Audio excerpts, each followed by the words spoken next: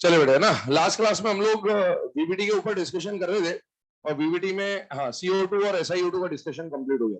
देखिए CO2 और SiO2 में आपको बताया था कि कार्बन डाइऑक्साइड जो है उसमें पाई बॉन्ड एग्जिस्ट कर जाएगा कार्बन ऑक्सीजन का, क्योंकि वहां पर कौन सा बॉन्ड है बेटा, 2p पाई 2p पाई। लेकिन सिलिकॉन वाले ऑक्साइड में जब हम बात करें तो सिलिकॉन और ऑक्सीजन का जो पाई बॉन्ड था वो वीक था, वो एग्जिस्ट नहीं करेगा। इसी के बाद एक और एग्जांपल इसी से रिलेटेड गिवन है एनसीईआरटी में, जिसके बारे में डिस्कशन करना है, that is N2 and P2। N2 और P2 की अगर हम लोग बात करें तो कार्बन और सिलिकॉन की तरह ही नाइट्रोजन और फास्फोरस भी सेम ग्रुप के मेंबर है। और N2 के बारे में आप लोग जानते हैं कि नाइट्रोजन का स्ट्रक्चर कैसा बनता है बेटा, N ट्रिपल बॉन्ड N। इसी तरीके से P2 में भी फास्फोरस फास्फोरस का ट्रिपल बॉन्ड बनना चाहिए था, लेकिन हम लोग जानते हैं कि फास्फोरस P2 के फॉर्म में एग्जिस्ट नहीं करता है, ये एग्जिस्ट करता है P4 के फॉर्म में, एग्जिस्ट एज P4। ये जो P4 हम बना रहे हैं ये व्हाइट फास्फोरस की बात हो रही है, बात ध्यान रखिएगा। रेड वाइट की अभी बात नहीं कर रहे, अभी मैं जो भी बात करूंगा फास्फोरस की वो व्हाइट फास्फोरस है ना। कभी भी मैं अगर फास्फोरस लिखूं आप उसको व्हाइट फास्फोरस ही ट्रीट करेंगे। रेड आएगा ब्लैक आएगा, जब जरूरत पड़ेगी मैं वहां पूरा स्पेसिफाई कर दूंगा कि रेड है या ब्लैक है, लेकिन अगर कुछ भी ना बोला जाए तो व्हाइट फास्फोरस मान के चलिए। ये जो स्ट्रक्चर है अब इसके ऊपर बात करते हैं।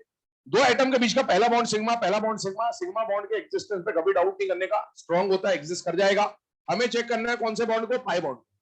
अब पाई बॉन्ड के ऊपर चेक करते हैं कि पाई बॉन्ड स्ट्रॉन्ग है या नहीं, उसको चेक करना है बेटा। यहां पर सबसे पहले बॉन्ड की स्ट्रेंथ जब चेक करनी होती है तो शेल नंबर देखना होता है, और दोनों नाइट्रोजन कौन से शेल के बेटा, सेकंड सेकंड, और यहाँ पर दोनों फास्फोरस कौन से शेल के बेटा, थर्ड थर्ड। शेल नंबर 2 है, बॉन्ड स्ट्रॉन्ग बनेगा। शेल नंबर 3 है, बॉन्ड वीक बनेगा। यहाँ का जो पाई बॉन्ड है वो कंपेरेटिवली स्ट्रॉन्ग है, एग्जिस्ट कर जाएगा। यहाँ का जो पाई बॉन्ड है वो कंपेरेटिवली वीक है, एग्जिस्ट नहीं करेगा। और इस वजह से ये पाई बॉन्ड एग्जिस्ट कर रहा है, ये टूट जा रहा है, इसीलिए फास्फोरस फास्फोरस का पाई बॉन्ड नहीं बन पा रहा है, ट्रिपल बॉन्ड नहीं बन पा रहा है। दूसरी बात, पाई बॉन्ड दो तरीके से बनते हैं, मैंने कल भी बोला था आपको, पी पाई और पी पाई डी पाई। तो यहां पर अगर मैं बात करूं तो सेकेंड पीरियड वालों के पास तो डी होता ही नहीं है, तो उनका जो पाई बॉन्ड बनेगा वो पी और पी ओवरलैपिंग से ही बनाना पड़ेगा, क्योंकि डी पॉसिबल नहीं है। लेकिन अगर थर्ड पीरियड की बात करूं तो थर्ड के पास पी भी होता है, डी भी होता है। लेकिन अगर आप इसकी कॉन्फ़िगरेशन देखें फिलहाल में, तो फास्फोरस का ग्राउंड स्टेट का जो कॉन्फ़िगरेशन होता है वो होता है 3s2 3p3, और इन्हीं तीन को पेयर कराने के लिए उसने 3 बॉन्ड बनाने हैं। और आप देखें वो तीनों बॉन्ड में जब इसका पार्टिसिपेशन होगा, पहला बॉन्ड क्या बनेगा, सिग्मा, और दूसरा बॉन्ड क्या बनेगा, पाई, और तीसरा बॉन्ड क्या बनेगा, पाई। पाई बॉन्ड बनाने के लिए क्या डी ऑर्बिटल का इस्तेमाल हो रहा है या पी ऑर्बिटल का इस्तेमाल हो रहा है, पी ऑर्बिटल का। मतलब यहाँ का जो पाई बॉन्ड है वो 3p पाई 3p पाई बॉन्ड बन रहा है, और ये बहुत ही वीक बॉन्ड होता है, नेग्लिजिबल स्ट्रेंथ होती है इसकी, और इसलिए ये टूट जाएगा। अब बात ये आ रही है, जैसा कल हम लोगों ने देखा था, सिलिकॉन को 4 बॉन्ड बनाने थे, ऑक्सीजन के ही साथ बनाने थे, पाई नहीं बना सकता, तो 4 ऑक्सीजन से उसने सिग्मा सिग्मा सिग्मा सिग्मा बनाया था। वैसे यहां पर फास्फोरस को एक तो लोन पेयर लेके बैठा वो 3s2 वाला, और 3 अनपेयर्ड इलेक्ट्रॉन है बेटा, तो 3 बॉन्ड बनाने हैं, और किसके साथ बनाने हैं, फास्फोरस के साथ ही बनाने हैं, और सिग्मा ही बना सकता है। तो इसको 3 बॉन्ड बनाने के लिए कम से कम 3 फास्फोरस की रिक्वायरमेंट होगी, जब जाके इसके तीनों बॉन्ड फास्फोरस के साथ सिग्मा सिग्मा सिग्मा बन पाएंगे, पाई ये बना नहीं सकता। इसी तरीके से ये जो फास्फोरस आया इसके पास भी 3 अनपेयर्ड होंगे, एक की पेयरिंग यहाँ की, एक की पेयरिंग यहाँ की, एक की पेयरिंग यहाँ की।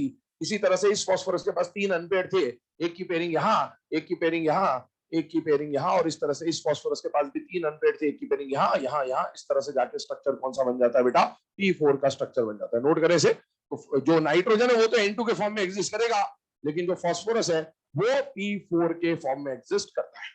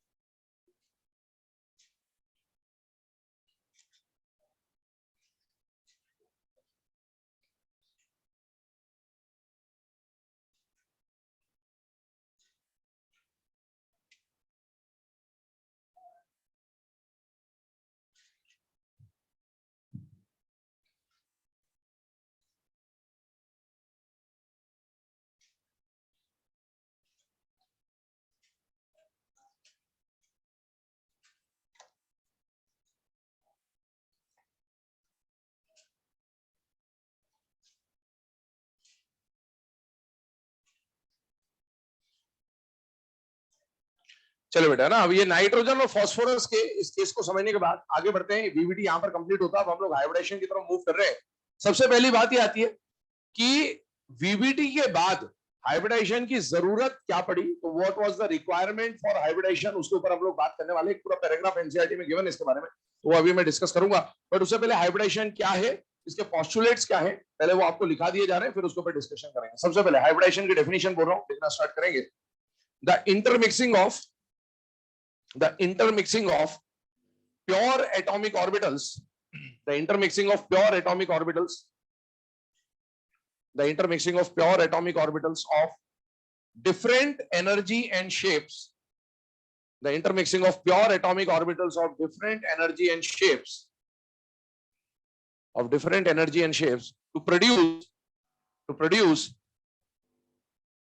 produce new hybrid orbitals, to produce new hybrid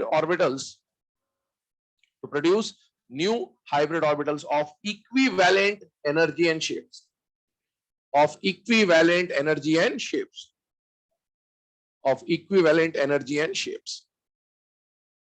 चलिए, तो डेफिनेशन हुई बेटा इसकी। अब इसके बारे में कुछ पॉइंट्स एनसीईआरटी में गिवन है, वो पॉइंट्स पहले आपको दिखा दिए जा रहे हैं, लिखते जाएगा। अच्छा, एक बात बिल्कुल क्लियर कर दें, हाइब्रिडेशन में सिर्फ ऑर्बिटल्स पार्टिसिपेट करते हैं, यहां पर इलेक्ट्रॉन्स पार्टिसिपेट नहीं करते। तो अभी पहले मैं लिखवा दे रहा हूं, फिर समझाऊंगा कैसे क्या हो रहा होता है, लिखते जाएगा। अभी आप पॉइंट, पहला पॉइंट बना के लिखे, number of hybrid orbital formed, equal to का साइन बनाएगा, number of hybrid orbital formed equal to number of pure atomic orbitals, equal to number of pure atomic orbitals participating in hybridization. Number of hybrid orbitals formed equal to number of pure atomic orbitals participating in hybridization. Number of pure atomic orbitals participating in hybridization. Second point लिखें इसके बाद, hybrid orbitals are equivalent in shape and energies. Hybrid orbitals are equivalent in shape and energies. Third point लिखें, promotion of electron is not necessary in hybridization. Promotion of electron is not necessary in hybridization. मतलब ये excitation वगैरह की जरूरत नहीं, क्योंकि यहाँ पर इलेक्ट्रॉन पार्टिसिपेट करता ही नहीं है। इलेक्ट्रॉन कैसा भी हो, पेयर्ड हो, अनपेयर्ड हो, वेकेंट हो, कोई फर्क नहीं पड़ता, आपको यहाँ पर प्रमोशन ऑफ इलेक्ट्रॉन नहीं कराना है। सेकंड के बाद, सॉरी 3 पॉइंट हो गए, 4th पॉइंट लिखेगा, इन हाइब्रिडाइजेशन फुलफिल्ड, हाफ फिल्ड और vacant orbital all can participate. In hybridization, fulfilled, half-filled or vacant orbital all can participate. मतलब हाइब्रिडेशन में कोई सा भी ऑर्बिटल पार्टिसिपेट करता है, क्योंकि यहाँ ऑर्बिटल का पार्टिसिपेशन होता है, और ऑर्बिटल कैसा भी हो, चाहे भरा हो, चाहे खाली हो, चाहे सिंगल इलेक्ट्रॉन वाला हो, उससे फर्क नहीं पड़ता, क्योंकि इलेक्ट्रॉन का यहाँ कोई लेना देना नहीं, यहाँ सिर्फ डब्बे से मतलब है। अगला पॉइंट लिखे, इन hybridization orbitals of valence shell participate. In hybridization orbitals of valence shell participate. Hybridisation में या बॉन्डिंग में हमेशा वैलेंस शेल के ऑर्बिटल्स ही पार्टिसिपेट कर रहे होते हैं, तो ये पॉइंट भी गिवन है यहां पर। अगला पॉइंट लिखें इसके बाद, hybrid orbitals arrange themselves at maximum distance to each other. Hybrid orbitals arrange themselves at maximum distance to each other so as to minimize the repulsion between themselves. Hybrid orbitals arrange themselves at maximum distance to each other so as to minimize the repulsion between themselves.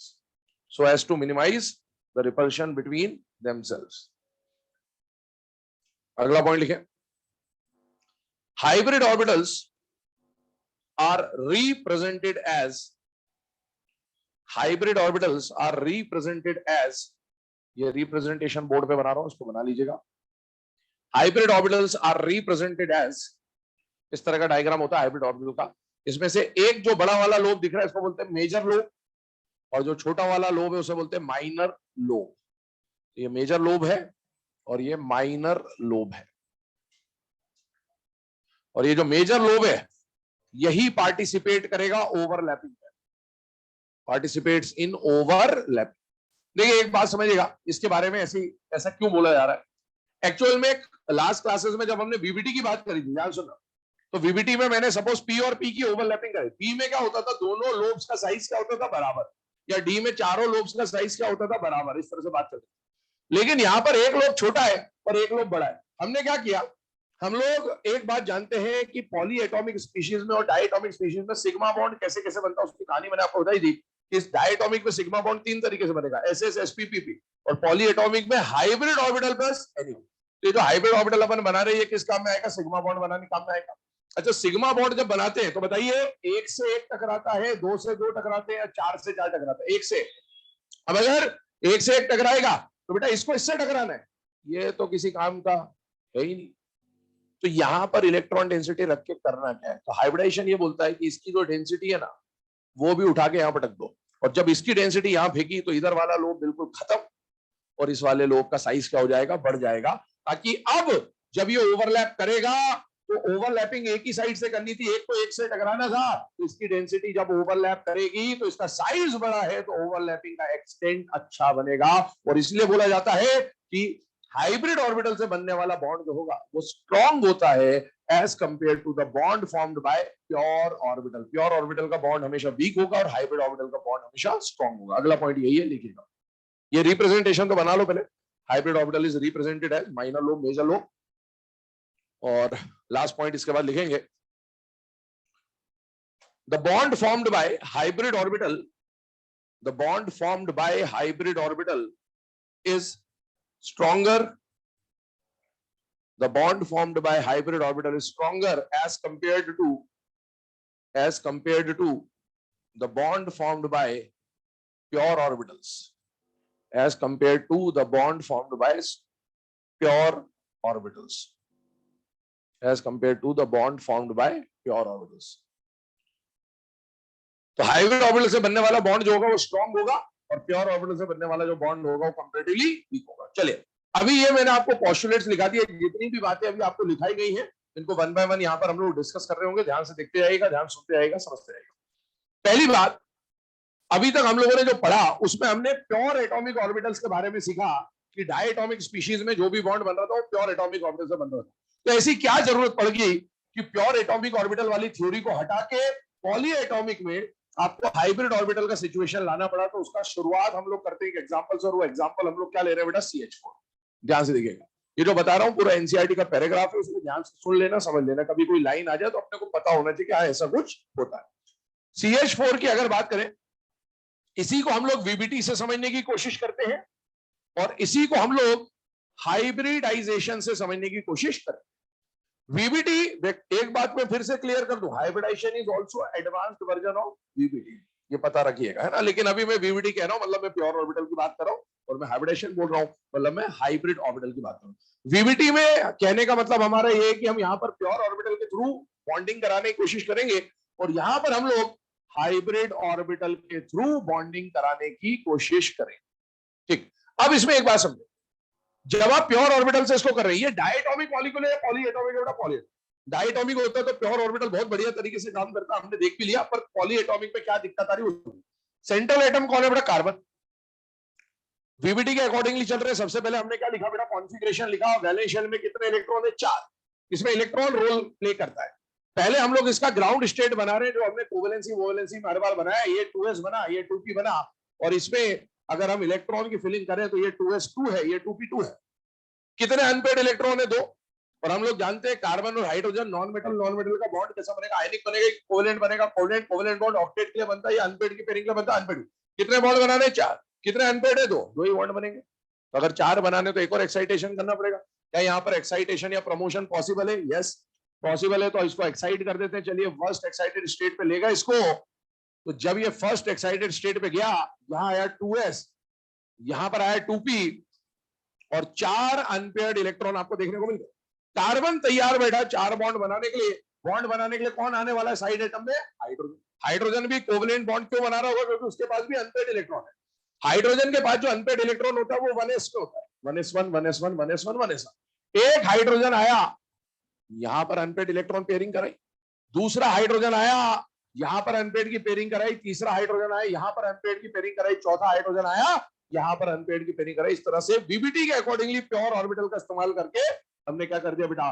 Covalent bond बना दिया, CH4 बना दिया। इसको अगर यहां पर मैं represent करूं 2 मिनट के लिए, तो सपोज ये CH4 में बना रहा हूं, और इस CH4 में अगर मैं ओवरलैपिंग पूछूं, तो बेटा यहां पर कार्बन का कौन कौन सा ऑर्बिटल पार्टिसिपेट कर रहा है? एक 2s और 3 2p, और हाइड्रोजन हर बार 1s 1s 1s 1। सपोज इस बॉन्ड में मैंने लिखा कि यहां पर हाइड्रोजन का 1s है और कार्बन का 2s है, तो ये हो गया 1s 2s ओवरलैपिंग, और बाकी सब में 1s 2p 1s 2p 1s 2p। तो यहां पर मैं लिख देता हूं 1s 2p ओवरलैपिंग है। px py pz लिखने की जरूरत नहीं है, लिखना भी हो तो चल जाएगा, कोई दिक्कत नहीं है। 1s 2p, और यहां पर भी आ गया 1s 2p, ये ओवरलैपिंग है। अब अगर इन तीनों ओवरलैपिंग को मैं यहां रिप्रेजेंट कर दूं, तो एक तो 1s 2s है और बाकी सब 1s 2p ओवरलैपिंग है बेटे। तो 1s 2s और 1s 2p में अब यहां पर हम सिग्मा से सिग्मा बॉन्ड का कंपैरिजन कर रहे हैं। अब देखो ये भी सिग्मा, ये भी सिग्मा, ये भी सिग्मा, ये भी सिग्मा। जब सिग्मा से सिग्मा का कंपैरिजन होता है, तो पहला factor shell number. Shell number क्या है? 1 2 1 2 1 2 1 2, खत्म बात। शेल नंबर से हम फिर क्या देखते हैं? Nature of orbit. वो जो आपको 2s 2s 2s 2p 2p 2p वो इसी के लिए लिखाया गया था मेरे लिए। आप देखो यहां पर कौन सी ओवरलैपिंग है? एसएस। यहां कौन है? sp sp sp। क्या एसएस में नॉन डायरेक्शनल है बेटा? यस। ये बॉन्ड कंपैरेटिवली वीक होगा और ये बॉन्ड कंपैरेटिवली स्ट्रांग होगा। तो ये जो थ्योरी बता रही है ना, ये थ्योरी बोल रही है कि CH4 में एक बॉन्ड वीक होना चाहिए और बाकी 3 बॉन्ड स्ट्रांग होने चाहिए, जबकि हकीकत में चारों बॉन्ड की स्ट्रेंथ बराबर मिलती है। पहली बात तो यहां पर आके वीबीटी जो है फैल गया। आगे सुने, सेकंड पॉइंट क्या आ रहा है? सेकंड पॉइंट ये आ रहा है कि बॉन्ड एंगल में भी दिक्कत है। जब आप एसएस ओवरलैपिंग को समझेंगे तो बेटा एस का मतलब है एक स्फीयर, दूसरा एस का मतलब है स्फीयर, और स्फीयर से स्फीयर टकराया, एंगल कितना बना कोई नहीं बता सकता, क्योंकि 360 से 360 डिग्री टकरा रहा है। एंगल 0 से लेकर 360 पे कुछ भी हो सकता है। तो इसके लिए बोला जाता है कि इसका एंगल अनडिफाइंड है, नॉट डिफाइंड है। जबकि यहां पर एक px होगा, एक py होगा और एक pz होगा। एक px होगा, एक py होगा, एक pz होगा। अच्छा px py pz, ये मान लो px है, ये मान लो py है, ये मान लो pz है। कार्बन का px py pz है ये। तो एक हाइड्रोजन आया s लेके यहां टकरा के ओवरलैप किया, एक हाइड्रोजन यहां ओवरलैप किया, एक हाइड्रोजन यहां ओवरलैप किया। कितने का एंगल बन रहा है? 90 90 90। इसका मतलब है ये तीनों angle 90 degree to each other होंगे। तो यहां से हमें क्या पता चला कि एक एंगल तो बता नहीं सकते, बाकी 3 एंगल कितने के बनने चाहिए? 90, जबकि CH4 के तो सारे एंगल 109.5 डिग्री के होते हैं। तो ये 2 पैरामीटर जो देखे, bond energy, bond strength, bond stability और एंगल, यहां पर आके प्योर ऑर्बिटल ने रायता डोल दिया। तो अब एक नई थ्योरी की जरूरत पड़ी या नई तरीके से एक्सप्लेन करने की जरूरत पड़ी कि प्योर ऑर्बिटल तो पसर गए, तो एक नई थ्योरी बनाई गई कि इसका हाइब्रिडाइजेशन कराइए, इसकी मिक्सिंग कराइए। तो मिक्सिंग करा के कैसे इसको एक्सप्लेन किया गया, उसके पोस्टुलेट्स मैंने लिखा है, बस आप चेक करते जाइए वन बाय वन, यहां पर आती जाएंगी बातें, सुनते जाइएगा, यही समझा दूंगा। हमने एग्जांपल लिया कौन सा बेटा? CH4। अब हाइब्रिडाइजेशन क्या बोलता है? हाइब्रिडाइजेशन बोलता है कि यहां पर हमें इलेक्ट्रॉन से कोई लेना देना नहीं, हमें लेना देना है डब्बों से। पहली बात तो हाइब्रिडाइजेशन में कौन पार्टिसिपेट करता है? इलेक्ट्रॉन के डब्बे। डब्बा कैसा भी हो, एक्साइट या प्रमोट करने की जरूरत भी नहीं, क्योंकि प्रमोशन तो इलेक्ट्रॉन का होता है, डब्बों का नहीं होता है। तो ये वाला तो केस है ही नहीं, इसमें एक्साइटेशन बोल दो, promotion of electron is not necessary. आइए इधर ये वाला स्टेट लेके चले। कार्बन ग्राउंड स्टेट में कैसा होता है? ऐसा। हमने ये डब्बा लिया, क्या ये डब्बा फुलफिल्ड है या नहीं है? हमने ये डब्बा लिया, क्या ये हाफ फिल्ड है या नहीं है? हमने ये डब्बा लिया, क्या ये हाफ फिल्ड है या नहीं है? हमने ये डब्बा लिया, क्या ये वेकेंट है या नहीं है? कैसा भी डब्बा हो, फुलफिल्ड हो, हाफ फिल्ड हो, वेकेंट हो, सब चलेगा। इलेक्ट्रॉन नहीं लेना, बस डब्बा लेना। इलेक्ट्रॉन ही छोड़ दो, डब्बा उठाओ, डब्बा उठाओ, डब्बा उठाओ, डब्बा उठाओ। कितने डब्बे उठाए? 4। ये डब्बे कौन से? वैलेंस शेल के हैं या नहीं है? ऑर्बिटल हाइब्रिडाइजेशन में वही ऑर्बिटल पार्टिसिपेट करेगा जो वैलेंस शेल का होगा। अब आइए, कार्बन ने देखा 4 बॉन्ड बनाने, बेटा एक डब्बा एक ही बॉन्ड बनाता है, कल बताया, एक डब्बा अगर एक ही बॉन्ड बनाता है तो कितने बॉन्ड बनाने, 4, तो 4 डब्बे चाहिए थे। क्या वैलेंस शेल में 4 डब्बे हैं या नहीं? उठा लो, चारों के चारों उठा लिए। एक का नाम है 2s, एक का नाम है 2px, एक का नाम है 2py, एक का नाम है 2pz। ये उठा लिए डब्बे, और कार्बन ने देखा 4 बॉन्ड बनाने 4 डब्बे चाहिए, उसको उठाया और एक मिक्सर का ढक्कन खोला, s px py pz डाला, बटन चला दी।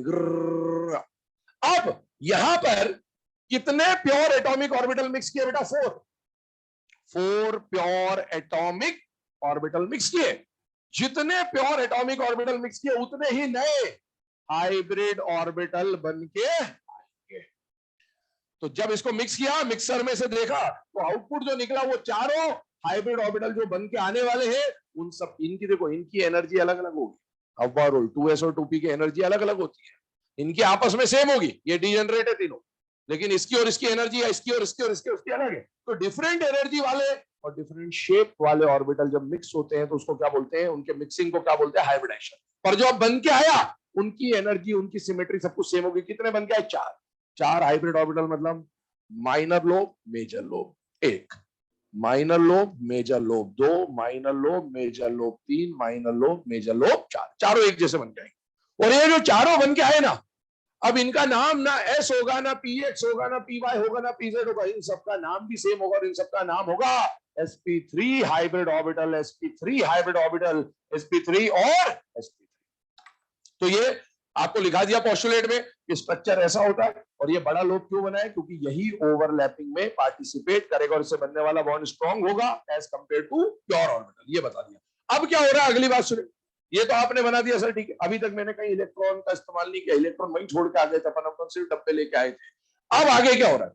इसमें पहली प्रॉब्लम क्या? इसमें पहली प्रॉब्लम जो एंगल की है वो कैसे दूर करी इसने सीधे से एक बात बोली कि जितने प्योर ऑर्बिटल मिक्स हुए उतने हाइब्रिड ऑर्बिटल बन के आए। वो जो हाइब्रिड ऑर्बिटल बन के आए 4, वो ऑटोमेटिकली स्पेस में, 3D स्पेस में ऐसे अरेंज होके आएंगे कि उनके बीच का डिस्टेंस मैक्सिमम हो, ताकि अब लगने वाला रिपल्शन मिनिमम हो जाए। और जो 4 हाइब्रिड ऑर्बिटल का स्पेस में मैक्सिमम डिस्टेंस का अरेंजमेंट आता है, वो आता है टेट्राहेड्रल ज्योमेट्री। वही जो अरेंजमेंट बन के आएगा उसको आगे जाके हम ज्योमेट्री या शेप बोलेंगे। तो यहां पर जो अरेंजमेंट बन के आएगा 109.5 डिग्री पे, वो अरेंजमेंट आपको ऐसा दिखेगा। फ्लावर नहीं है ये, ध्यान रखना। ये है टेट्राहेड्रल है ना, ये ध्यान रखना, टेट्राहेड्रल है, 3D ज्योमेट्री। कार्बन ने 4 पोजीशन तैयार कर ली, तो ये हाइब्रिड ऑर्बिटल स्पेस में ऑटोमेटिकली ऐसे अरेंज होके आए कि ये मैक्सिमम डिस्टेंस पे रहे, ताकि इनका डिस्टेंस मैक्सिमम और रिपल्शन मिनिमम। और ये एंगल कितने का था? 109.5। तो ये वाली दिक्कत तो उसने बोल दिया कि हवा में पहले से ही जो अरेंजमेंट बन के आया वो ऐसा बन के आया कि मैक्सिमम डिस्टेंस पे रहेंगे और रिपल्शन क्या हो जाएगा? मिनिमम। एंगल वाली प्रॉब्लम सॉर्ट आउट। अब आते हैं बॉन्ड स्ट्रेंथ पे। वो कैसे बोला? ये जो कार्बन है, अभी तक इलेक्ट्रॉन की जरूरत नहीं पड़ी, हाइब्रिडाइजेशन यही होता है और इतना ही होता है, हाइब्रिडाइजेशन यहाँ खत्म हो गया। अब आगे की जो कहानी वो ओवरलैपिंग है, जो आप पढ़ चुके हैं। अब कार्बन ने देखा कितने बॉन्ड बनाने? 4। एक डब्बा एक ही बॉन्ड बनाएगा, तो कार्बन को 4 बॉन्ड बनाने, तो 4 डब्बों का इस्तेमाल करना, तो वो सब करके उसने तैयारी कर ली। और 4 बॉन्ड बनाने, 4 ओवरलैपिंग करानी है, मतलब 4 अनपेयर्ड इलेक्ट्रॉन चाहिए। तो कार्बन वापस गया इधर देखने, बोला भाई ये इलेक्ट्रॉन तो मैं यही छोड़ के आ गया था। उसने चारों इलेक्ट्रॉन यहां से उठाए। अब उसको क्योंकि 4 बॉन्ड बनाने, 4 ओवरलैपिंग कर रहे, एक यहां रख दिया, एक यहां रख दिया, एक यहां रख दिया, एक यहां रख दिया। ये हाइब्रिडाइजेशन नहीं, ये ओवरलैपिंग चालू हो गया। तो हाइब्रिडाइजेशन पहले खत्म हो चुका। अब इसने 4 तैयारी करी, बोले चारों बॉन्ड बनाएंगे, चारों से बराबर बनाएंगे, क्योंकि ऐसा नहीं होना चाहिए कि कोई बॉन्ड वीक हो, कोई बॉन्ड स्ट्रॉन्ग। चारों के लिए तैयारी कर ली। अब बॉन्ड बनाने साइड एटम में कौन है? हाइड्रोजन। हाइड्रोजन का अनपेयर्ड इलेक्ट्रॉन किसमें होता है? एस में। तो एस का शेप कैसा होता है? स्फेरिकल। एक हाइड्रोजन आया, यहां ओवरलैपिंग करी, एक हाइड्रोजन आया, यहां ओवरलैपिंग करी, एक हाइड्रोजन आया, यहां ओवरलैपिंग करी, एक हाइड्रोजन आया, यहां ओवरलैपिंग करी, और एक हाइड्रोजन आया, यहां ओवरलैपिंग करी। अब ये जो ओवरलैपिंग हुई है, इसमें आप देखो कार्बन का जो डब्बा इस्तेमाल हुआ है, वो कौन सा ऑर्बिटल है बेटा? sp3। और हाइड्रोजन का कौन है? s। कार्बन का कौन सा डब्बा है? sp3। हाइड्रोजन का क्या है? s। कार्बन का है sp3, हाइड्रोजन का है s। कार्बन का है sp3, हाइड्रोजन का है s। क्या चारों overlapping sp3s sp3s sp3s sp3s है या नहीं है? चारों ओवरलैपिंग सेम है। अगर चारों ओवरलैपिंग सेम है तो चारों बॉन्ड की स्ट्रेंथ भी सेम होगी। और ये इस तरह से एक्सप्लेन होता है कि बॉन्ड एंगल भी एक्सप्लेन हो गया और बॉन्ड की स्ट्रेंथ, स्टेबिलिटी, सब कुछ सेम क्यों है वो भी यहाँ एक्सप्लेन हो गया। और इसीलिए हम लोग पॉली एटॉमिक स्पीशीज में कौन सा कॉन्सेप्ट अप्लाई करेंगे बेटा? हाइब्रिडाइजेशन का। और हम यहाँ पर प्योर ऑर्बिटल का कहाँ यूज करेंगे? डायटोमिक में। पॉली एटॉमिक में हाइब्रिडाइजेशन को प्रेफरेंस दिया जाएगा। इसको छाप लो, ये सब एनसीईआरटी का गिवन पैराग्राफ है, समझा दिया आपको, पोस्टुलेट्स वगैरह। फिर आगे बढ़ते हैं इसके। पहला वाला क्या? अबे ये क्या लिखा मैंने?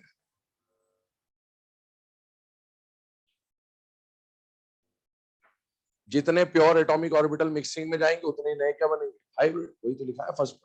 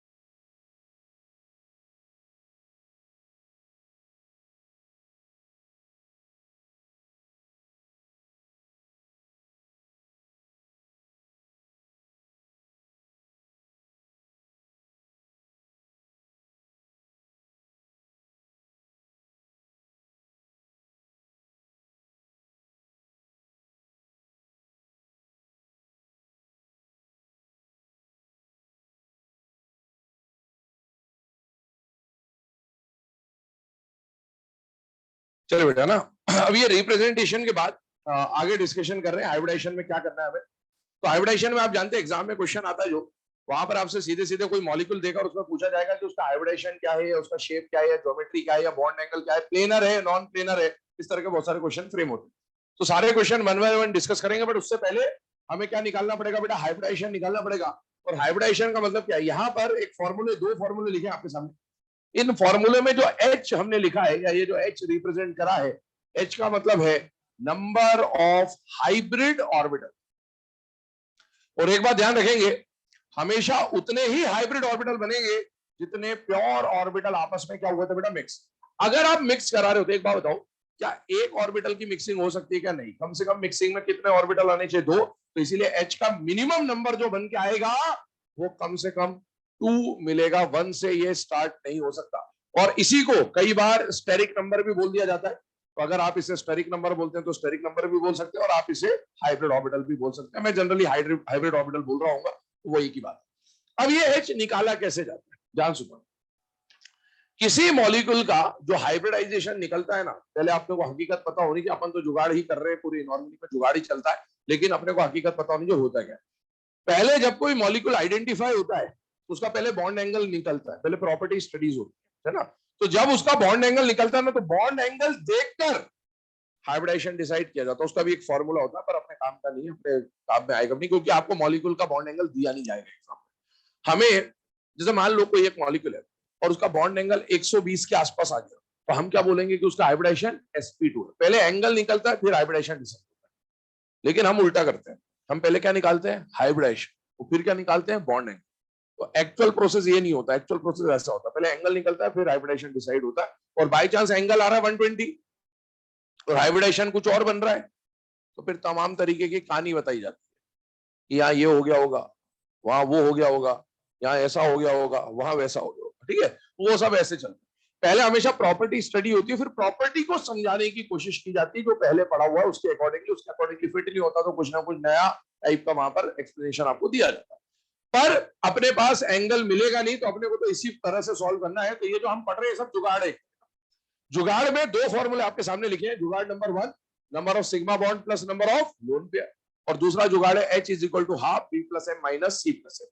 दोनों जुगाड़ में से ये फिर भी थोड़ा बेटर जुगाड़ है ना, क्योंकि ये ज्यादातर जगह पर काम करेगा। ये कई जगह पर फेल हो जाएगा, पसर जाएगा, कौन कौन सी कंडीशन होगी मैं वो बता दूं। अपने को जब कोई फॉर्मूला लगाना होता है, अपने को लिमिटेशन जरूर पता होनी चाहिए कि कहां पर काम नहीं करता है। यहां पर देख ले, मैं एक बात आपको बता दूं, हालांकि उसकी जरूरत हमें पड़ेगी नहीं सिलेबस में, लेकिन फिर भी जानकारी होनी चाहिए। जैसे मान लीजिए ये आपको CH4 दिया, इस मॉलिक्यूल में बोला हाइब्रिडाइजेशन निकालिए, यहाँ पर सेंट्रल एटम एक है या एक से ज्यादा? बेटा एक है। एक सेंट्रल एटम में आप लगाइए, दोनों फॉर्मूले से कुछ भी लगाइए, कोई दिक्कत नहीं, आराम से आंसर आएगा। हाँ, नीचे वाला जो फॉर्मूला के एक दो एक्सेप्शन है वो लास्ट में बताऊंगा मैं आपको। लेकिन अगर ऐसा फॉर्मूला आ गया, इसमें सेंट्रल एटम एक है या एक से ज्यादा? बेटा एक से ज्यादा। जब एक से ज्यादा सेंट्रल एटम आए, ऊपर वाला ही लगाना, नीचे वाले पे मत जाना, क्योंकि नीचे वाले से हो सकता है आंसर सही भी आ जाए, पर हर बार सही आए इसकी कोई गारंटी नहीं, और इसलिए हम रिस्क लेंगे भी। ठीक है ना। तो आपको ये समझ में आना चाहिए कि नीचे वाला फॉर्मूला कब तक अच्छी तरीके से काम करेगा, जब तक मॉलिक्यूल या आयन में एक सेंट्रल एटम है, तब तक तो ये बहुत बढ़िया तरीके से काम करेगा। लेकिन अगर सेंट्रल एटम एक से ज्यादा आ जाए, तो फिर आपको ये नहीं लगाना, फिर आपको यही लगाना। पर ये लगाने के साथ दिक्कत जो होती है वो ये होती है कि स्ट्रक्चर ही नहीं आता, तो इसमें स्ट्रक्चर की जरूरत भी नहीं है। पहली बात तो रफ स्ट्रक्चर बनाना है। आपको इतना तो पता ही होगा कौन सिंगल बॉन्ड बनाएगा, कौन डबल बॉन्ड बनाएगा, कौन ट्रिपल बॉन्ड बनाएगा, बस इतने स्ट्रक्चर बनाना होता है। तो कोई स्ट्रक्चर नहीं बनाना, आराम से बन जाता है। देखिएगा, चेक करिएगा, मैं दोनों बताऊंगा बीच बीच में, कभी ये बता दूंगा कभी वो बता दूंगा, चेक करते हैं।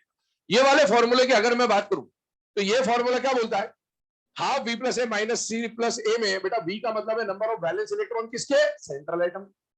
M का मतलब है number of monovalent side atom. Monovalent कहने का मतलब है ऐसा साइड एटम जो सिंगल बॉन्ड बनाता हो। साइड एटम में जनरली आपको हाइड्रोजन मिलेगा या हेलोजन मिलेगा या ऑक्सीजन मिलेगा, ये साइड एटम मिलेंगे।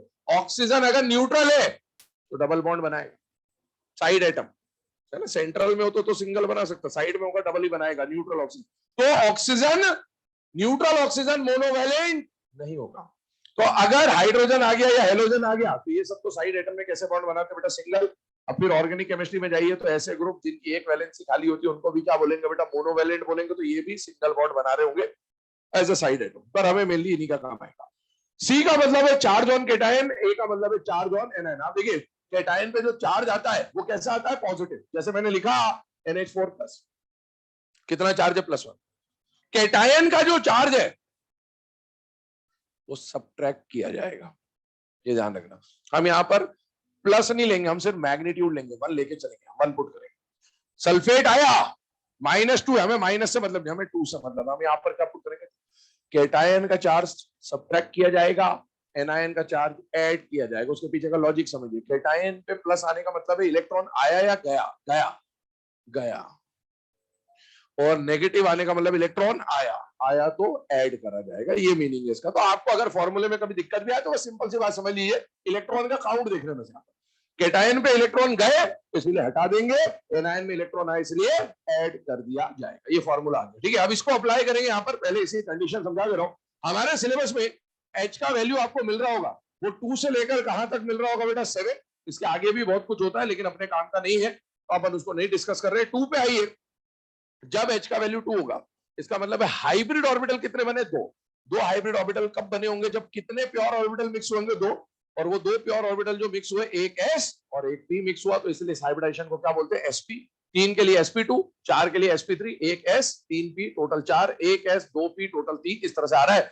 फिर जब 5 आया तो हाइब्रिडाइजेशन क्या बन जाएगा, sp3d, क्योंकि p कितने होते हैं, 3 ही होते हैं, तो यहां नहीं आ सकता, वैसे sp4 भी होता, बट अपने काम का नहीं, भूल जाइए। sp3d, यहां पर sp3d2, यहां पर क्या आता है, sp3d3, ये हाइब्रिडाइजेशन है। अब आगे सुने, जब हाइब्रिडेशन sp होगा तो मैंने आपको क्या बोला, अभी यहां पर CH4 जब समझाया था कि वो जो 4 हाइब्रिड ऑर्बिटल बने थे, minor lobe, major lobe, minor lobe, major lobe, minor lobe, major lobe, hybrid orbital ये बोलता था, हाइब्रिडेशन ये बोलता था कि जो 4 ऑर्बिटल है वो ऑटोमेटिकली स्पेस में कुछ अरेंजमेंट बना के आएंगे, और वो अरेंजमेंट जो होगा वो मैक्सिमम डिस्टेंस पर होगा, और उसी से उसकी ज्योमेट्री डिसाइड होगी। तो वो जो 2 हाइब्रिड ऑर्बिटल बने ना, एक माइनर लोब मेजर लोब, एक माइनर लोब मेजर लोब, वो स्पेस में ऑलरेडी एक अरेंजमेंट बना के आया, और वो अरेंजमेंट को क्या बोला जाएगा, लीनियर। 3 का जो अरेंजमेंट बन के आया उसको क्या बोलेंगे, ट्राइगोनल प्लेनर। 4 का जो अरेंजमेंट बन के आया, 5 का, 6 का और 7 का जो अरेंजमेंट बन के आया, वो ये डिफाइंड है। ठीक है, इसके ऊपर भी बात करेंगे, इंडिविजुअली स्ट्रक्चर भी बनाएंगे, केस देखते जाएंगे। पहले अभी जनरल बात बता रहा हूं। अब अगर sp हाइब्रिडाइजेशन है तो कौन कौन से प्योर ऑर्बिटल मिक्स हुए ये पूछा जाएगा। तो बेटा sp का मतलब है एक s तो एक ही होता है, p में 3 होते हैं, px py pz, कोई भी एक ले लो, कोई भी p ले लो चलेगा। s के साथ px लिया जा सकता है, s के साथ py लिया जा सकता है, s के साथ pz लिया जा सकता है, कोई भी लिया जा सकता है, चलेगा। हाँ, अगर एग्जाम में क्वेश्चन में कुछ लिख दे, जैसे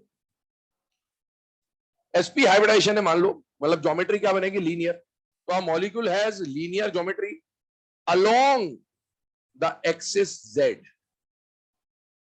इसका मतलब समझ में आना चाहिए कि pz लिया है, या बोल दे internuclear axis is y, इसका मतलब है py लिया। तो आपको क्वेश्चन में जब तक हिंट देगा तो ही आप बता पाएंगे कि कौन सा p लिया। अगर कोई हिंट नहीं दिया तो आप s के साथ कोई भी p ले सकते हैं, px py pz। आगे बढ़िए, अगला वाला जो ज्योमेट्री है, s के साथ 2 p आ रहे हैं, कोई भी 2 p ले सकते हो, मतलब s के साथ px और py भी आ सकता है बेटे, s के साथ py pz भी आ सकता है, और s के साथ px और pz भी आ सकता है। सर हमें कैसे पता चलेगा, हमें एग्जाम में अगर बोल दे कि प्लेन कौन सा है, ये प्लेनर है, या तो लाइन बन रही थी तो एक्सेस बताएगा, या प्लेन बताना पड़ेगा।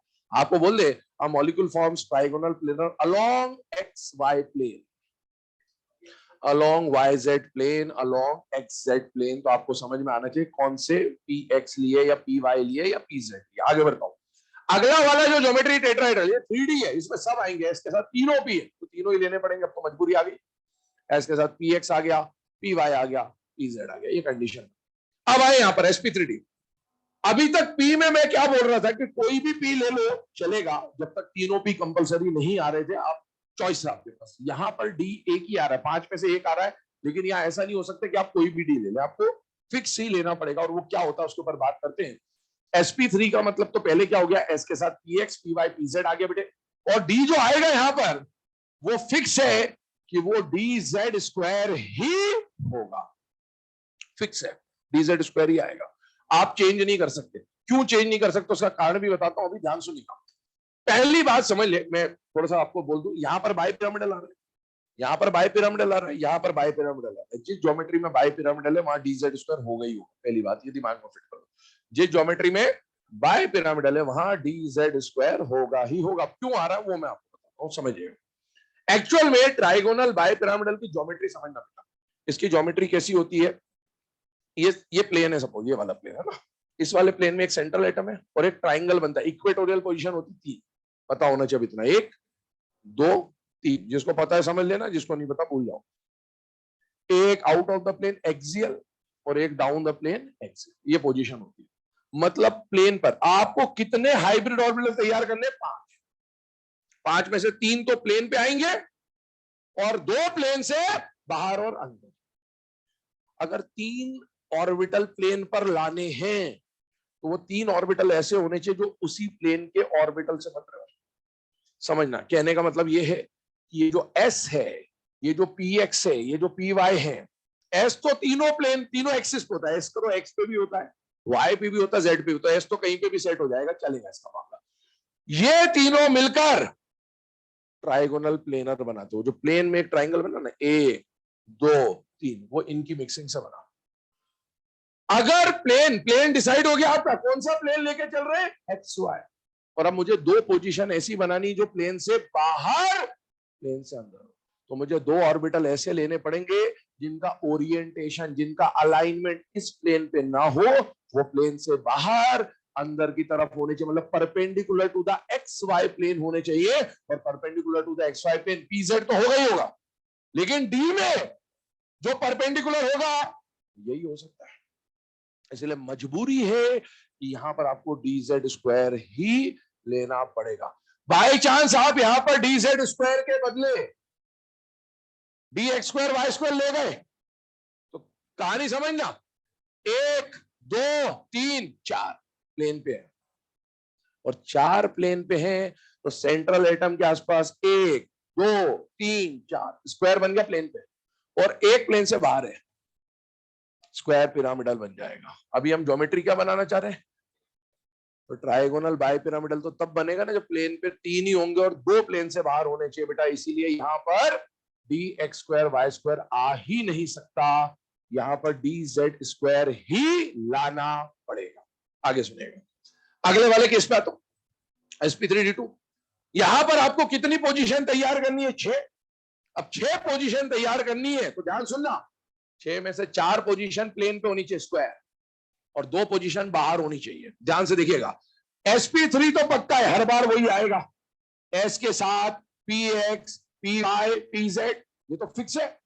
अब 2 प्लेन लेने हैं, मतलब 2 पोजीशन लेनी प्लेन से बाहर और अंदर, डी जेड स्क्वायर और D X square Y square. क्यों लिया, 1 2 3 4 प्लेन वाले, ये बनाएंगे स्क्वायर, और ये दोनों जाएंगे प्लेन से बाहर और अंदर, तो ये क्या बनाएंगे बेटा, बाय पिरामिडल बनाएंगे, यही आएगा। अगले वाले में sp3d3 प्लेन पे कितने लाने, 5।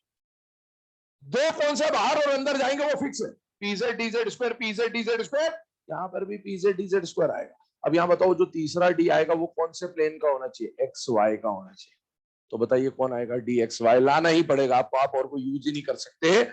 यहां पर आएगा एस के साथ P X P Y P Z D Z square D X square Y square, और जब नया ऑर्बिटल आएगा वो एक्स वाई वाला लाना पड़ेगा बेटा आपको, क्योंकि प्लेन आपको एक्स वाई रखना, और इसीलिए ये आएगा। ये फिक्स है कि कौन से डी आएंगे। इनके अलावा अगर आप कोई और डी ले आए तो जो ज्योमेट्री सामने लिखी वो नहीं बनेगी, फिर कुछ और बन जाएगा। हालांकि ऐसा नहीं कि कुछ और नहीं बन सकता, लेकिन हम तो जिस ज्योमेट्री के रिस्पेक्ट में बात कर रहे हैं उसके लिए कौन सा ऑर्बिटल आता है। जैसे sp3d में ट्राइगोनल बाय पिरामिडल बनाया तो यही आएगा। अगर sp3d में स्क्वायर पिरामिडल में बनाता फिर D X square Y square आ जाता, लेकिन अपने काम का नहीं है तो अननेसेसरी चीजों को समझने से कोई मतलब नहीं, समय बर्बादी होगा, इतना छापो आपके आगे। ये तो लिख लिया सबने, अरे half B plus M minus C plus M नहीं लिखा, कौन नहीं लिखा, ये सब लिख लिया। लो, पूछा मैंने, कोई बोला ही नहीं तो क्या करें।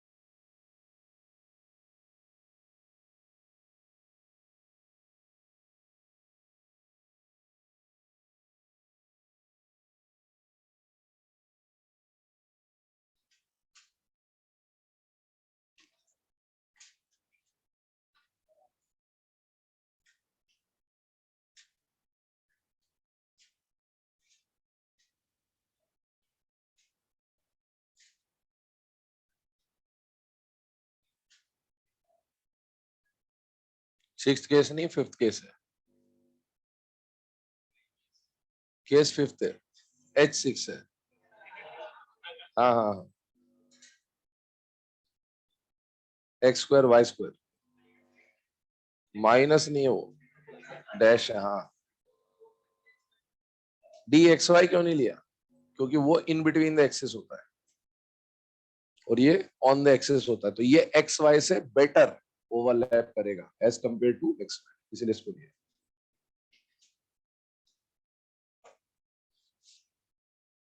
और दूसरा इसका जो मेन लॉजिकल रीजन है वो समझना, एक्चुअल में ये कल बताया था, ये पाई बॉन्ड नहीं बना सकते,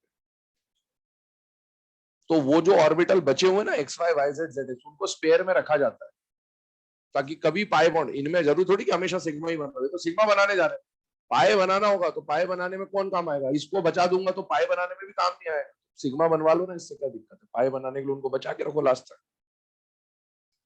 चले, अब यहाँ पर हम लोग स्टार्ट कर रहे हैं और अगला जो पॉइंट हम लोग यहाँ डिस्कस कर रहे हैं वो क्या आता है बेटा? VSEPR theory, valence shell electron pair repulsion theory. ये जो थ्योरी है इसको अभी हम लोग डिस्कस कर रहे हैं। देखिए आइडियल ज्योमेट्री, यहाँ पर मैंने एक नाम लिखा बेटा इलेक्ट्रॉनिक ज्योमेट्री, दो नाम लिखूंगा मैं, एक इलेक्ट्रॉनिक ज्योमेट्री लिखूंगा, एक मॉलिकुलर ज्योमेट्री लिखूंगा। जब मैं इलेक्ट्रॉनिक ज्योमेट्री बोल रहा हूं, electronic geometry represents the ideal structure, जिस हाइब्रिडाइजेशन का जो आइडियल स्ट्रक्चर होना चाहिए उसको क्या बोला जाएगा? उसका इलेक्ट्रॉनिक ज्योमेट्री। इलेक्ट्रॉनिक ज्योमेट्री का मतलब क्या होता है? इलेक्ट्रॉन्स के अरेंजमेंट को क्या बोलते हैं बेटा? इलेक्ट्रॉनिक ज्योमेट्री, नाम समझ में आना चाहिए, उस पर और डिटेल में हम लोग बात करेंगे बाद में, ठीक है? अभी आप देखें, अब आ रहा है वैलेंशियल इलेक्ट्रॉन पेयर रिपल्शन थ्योरी। ये क्या बोल रहा है कि कोई भी मॉलिक्यूल लिया, जैसे मान लो मैंने NH3 लिया, तो NH3 में सेंट्रल एटम कौन है बेटा? नाइट्रोजन। और नाइट्रोजन के आसपास आप जानते हैं स्ट्रक्चर कुछ इस तरीके से बन के आता है, हम लोग जानते हैं इसमें कि पिरामिडल स्ट्रक्चर इसका बनता है। अब आप देखो तो नाइट्रोजन, कोई भी मॉलिक्यूल का जो स्ट्रक्चर होगा वो कौन डिसाइड करेगा? वो सेंट्रल एटम डिसाइड करेगा। Side atom will not decide the structure of any molecule, central atom will decide the structure of molecule. कैसे डिसाइड कर रहा होगा? सेंट्रल एटम के वैलेंस शेल में जो इलेक्ट्रॉन पेयर होते हैं, वैलेंस शेल में इलेक्ट्रॉन पेयर होने का मतलब इलेक्ट्रॉन पेयर दो तरह के होंगे, दो तरह के इलेक्ट्रॉन पेयर हो सकते हैं, बॉन्डिंग इलेक्ट्रॉन पेयर और नॉन बॉन्डिंग इलेक्ट्रॉन पेयर। जो बॉन्डिंग इलेक्ट्रॉन पेयर है ये इसी का तो इलेक्ट्रॉन पेयर है, बॉन्ड तो बन गया, तो इसका भी काउंट होगा, ये तो इसका भी काउंट होगा, इसका भी काउंट होगा, और ये क्या हो गया बेटा? इसका लोन पेयर। तो सेंट्रल एटम डिसाइड करेगा ज्योमेट्री। सेंट्रल एटम कैसे डिसाइड करेगा? सेंट्रल एटम के वैलेंस शेल में जो भी इलेक्ट्रॉन पेयर है, whether they are bond pair और whether it is lone pair, ये जो इलेक्ट्रॉन के पेयर्स का जो अरेंजमेंट बन के आता है उसको हम लोग क्या बोलते हैं बेटा? इलेक्ट्रॉनिक ज्योमेट्री बोलते हैं, उसको हम लोग स्ट्रक्चर बोलते हैं। तो स्ट्रक्चर कौन डिसाइड कर रहा है? साइड एटम डिसाइड कर रहा है या सेंट्रल एटम के पेयर डिसाइड कर रहे हैं? सेंट्रल एटम के। ये इलेक्ट्रॉन है हाइड्रोजन का, लेकिन अब तो सेंट्रल एटम का भी हो चुका है क्योंकि शेयरिंग चल रही है। तो हमेशा ज्योमेट्री डिसाइड करने का काम कौन करेगा? सेंट्रल एटम का वैलेंस शेल का इलेक्ट्रॉन पेयर डिसाइड करेगा, अंदर वाला नहीं करेगा। वो जो 1s2 अंदर बेटा उससे कोई मतलब नहीं, वो हम ले भी नहीं रहे यहाँ पर। हमेशा वैलेंस शेल के इलेक्ट्रॉन पेयर डिसाइड करेंगे। और क्योंकि ये इलेक्ट्रॉन पेयर है और ये भी इलेक्ट्रॉन पेयर और ये भी इलेक्ट्रॉन पेयर और ये भी इलेक्ट्रॉन पेयर, तो इलेक्ट्रॉन इलेक्ट्रॉन अट्रैक्ट करेंगे कि रिपेल करेंगे? रिपेल करेंगे। उसी की रिपल्शन का ऑर्डर आप पढ़ते हो, bond pair, loan pair, bond pair, lone pair, lone pair. वही तो हम लोग यहाँ पर पढ़ने वाले हैं। पहला पॉइंट बोल रहा हूँ, लिखिएगा, VSEPR theory. The structure of any molecule, the structure of any molecule depends on the electron pairs, depends on the electron pairs, है ना? इलेक्ट्रॉन पेयर्स कहने का मतलब ब्रैकेट में लिख लेना आप लोग, bond pair as well as lone pair, bond pair as well as lone pair, bracket close. फिर से बोल दे रहा हूं statement, the structure of any molecule depends on electron pair, ऐसे लिखा है ना? हाँ, depends on electron pair present in valence shell of central atom, present in valence shell of central atom. तो किसी भी सेंट्रल एटम के वैलेंस शेल में जो इलेक्ट्रॉन पेयर होते हैं, weather it is bond pair, weather it is lone pair, वो decide करेगा कि मॉलिक्यूल का स्ट्रक्चर क्या बन के आने वाला है। सेकेंड पॉइंट लिखिएगा, the electron pairs try to remain the electron pairs try to remain as far apart as possible. The electron pairs try to remain as far apart as possible to minimize the repulsion between them. To minimize the repulsion between them. ऐसा ही point हमने hybridisation में भी लिखा था, और वहां हमने orbital लिखा था, यहां हमने इलेक्ट्रॉन पेयर लिख दिया, बस इतना सा चेंज हुआ है। तो इलेक्ट्रॉन पेयर एक दूसरे को रिपेल करके मैक्सिमम डिस्टेंस पे पहुंचा देंगे, ताकि अब इनके बीच में लगने वाला रिपल्शन क्या हो जाए, मिनिमम हो जाए। आगे अगला पॉइंट लिखे, third point, multiple bonds are treated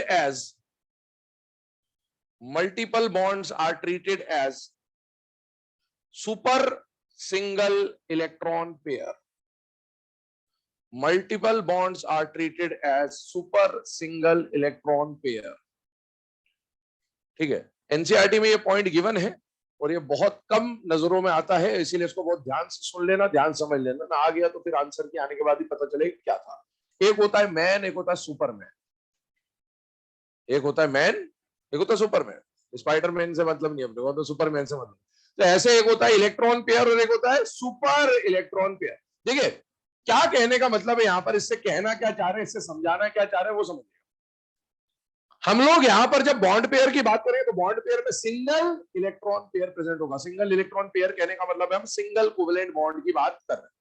लेकिन हमेशा सिंगल बॉन्ड आए मॉलिक्यूल में, जरूरी तो नहीं है, कभी डबल बॉन्ड भी बन सकता होगा, कभी ट्रिपल बॉन्ड भी बन सकता होगा। और बीएससी पीआर थ्योरी हर केस को, चाहे मल्टीपल बॉन्ड हो, चाहे सिंगल बॉन्ड हो, चाहे ट्रिपल बॉन्ड हो, चाहे कुछ भी हो, इन सबको क्या मान के चलता है, सिंगल बॉन्ड मान के चलता है।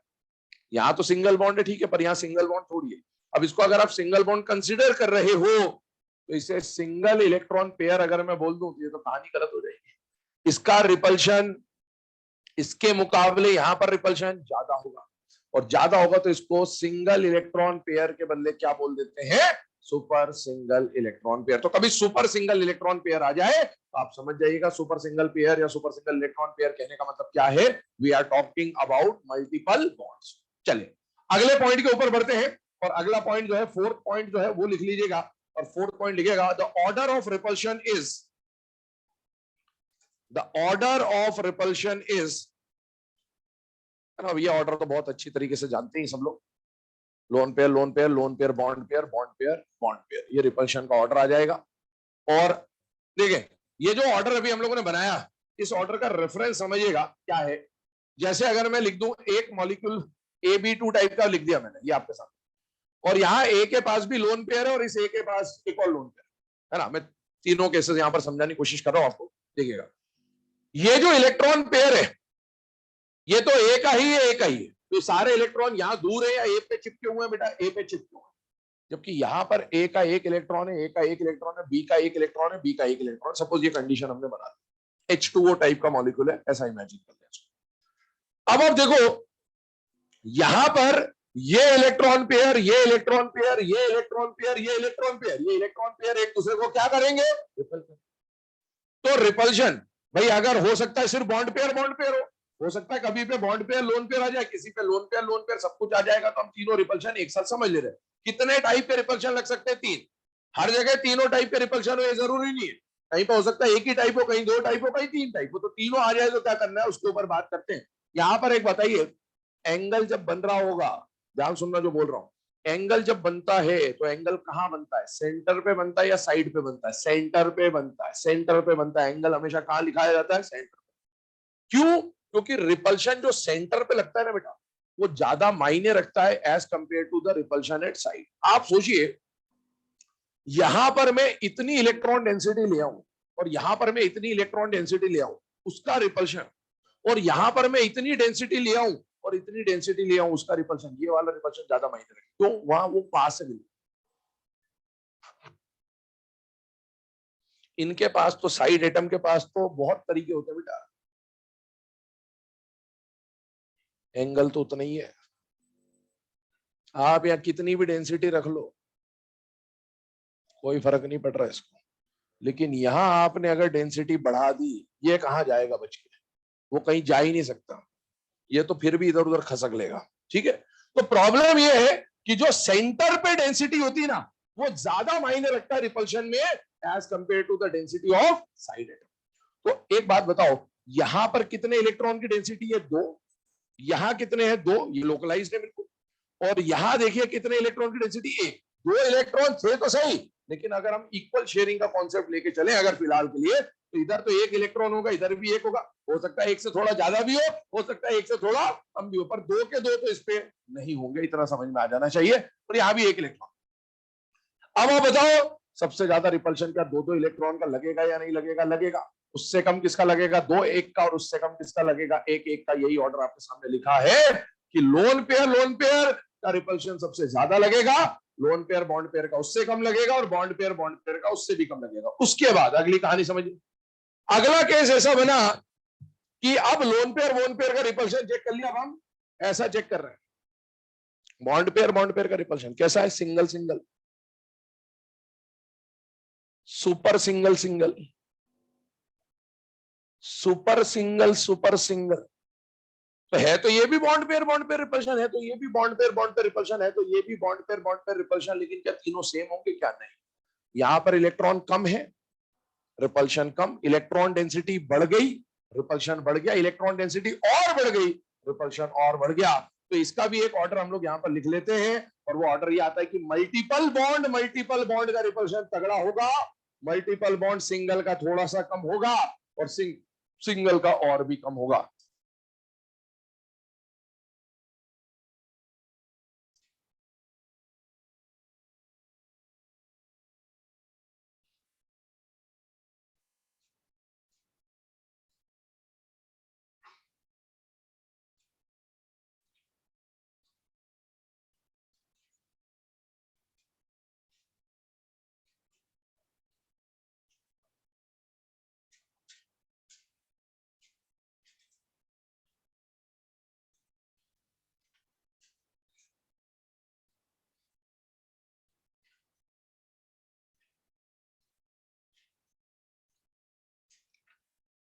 अभी ये जो लिख रहा हूं उसको छापते जाइए, फिर डिस्कस करते हैं एक साथ इसको।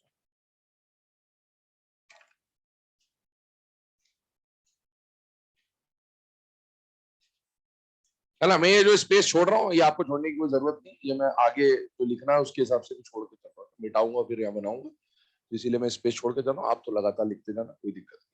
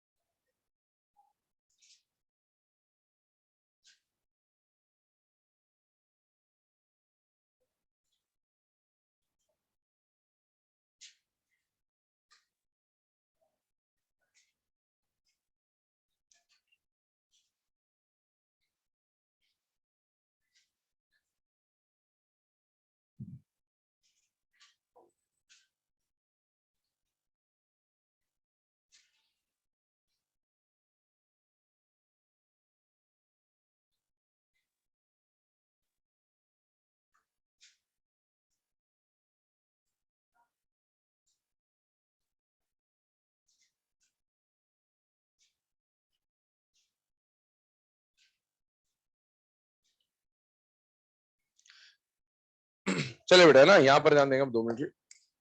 फर्स्ट वाला केस लिख लिया सबने कम से कम, है ना? चलिए ध्यान दीजिएगा अभी यहाँ पर हम लोग डिस्कशन कर रहे हैं हाइब्रिडाइजेशन के बारे में। पहले हम लोग हाइब्रिडाइजेशन में पूरा एक टेबल बनेगा अभी थोड़ी देर के बाद में, मतलब आज तो नहीं डिस्कस होगा, कल ही डिस्कस हो पाएगा। और उस टेबल में आप लोग जानते हैं कि बहुत सारे केसेस होते हैं। पहले हम वो केसेस पढ़ रहे हैं इंडिविजुअल हाइब्रिडाइजेशन के जहां पर कोई लोन पेयर नहीं आ रहा है। पहले हम आइडियल कंडीशन समझने की कोशिश कर रहे हैं, और आइडियल कंडीशन एक बार समझ में आ जाएगा, फिर लोन पेयर आने की वजह से जो VSEPR थ्योरी अप्लाई करेंगे, लोन पेयर बॉन्ड पेयर, उसमें क्या चेंजेस आएंगे वो हम उसके बाद देखेंगे।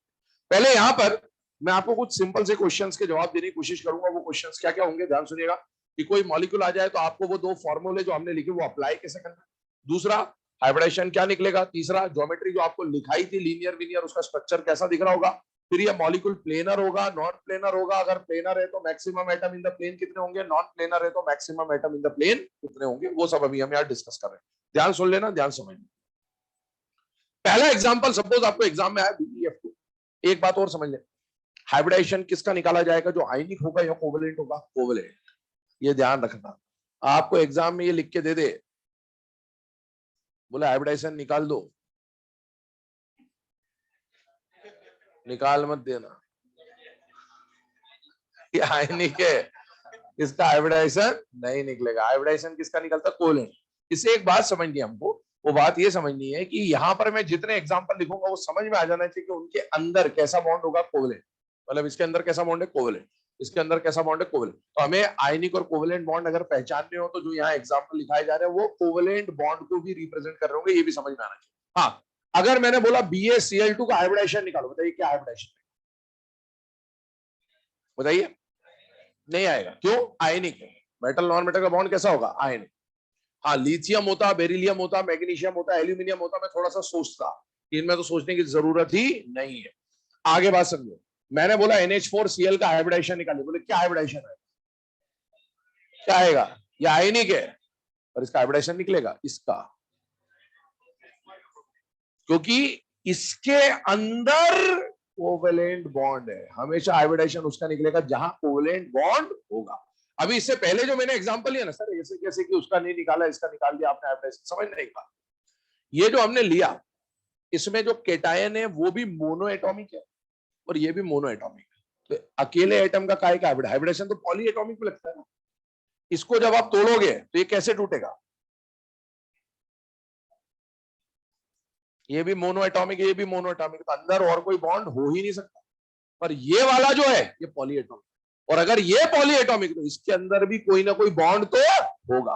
और नाइट्रोजन हाइड्रोजन के अंदर कौन सा बॉन्ड होगा, कोवेलेंट होगा। कोवेलेंट है इसलिए इसका क्या निकलेगा बेटा, हाइब्रिडाइजेशन निकल जाएगा। ठीक है, NH4Cl का हाइब्रिडाइजेशन पूछे भी तो आपको समझ जाना है कि वो NH4+ की बात कर रहा है, ये समझ में आना चाहिए। चलिए अब आते हैं BeF2। BeF2 का हाइब्रिडाइजेशन निकालना है। 2 फॉर्मूले मैंने आपको लिखा है, एक H = ½ B+M - C+ और दूसरा लिखा था सिग्मा बॉन्ड प्लस लोन। पहले इसको अप्लाई करके दिखा दे रहा हूं जो लिखा हुआ। स्ट्रक्चर कैसे बनाना होता है, जो आपको आता नहीं है उसको समझ लीजिए। स्ट्रक्चर हमें फेयर बनाना ही नहीं, हमें तो सिर्फ चेक करना है। बेरिलियम के वैलेंस शेल में कितने इलेक्ट्रॉन होते हैं, 2। साइड एटम कौन आ रहा है, फ्लोरीन।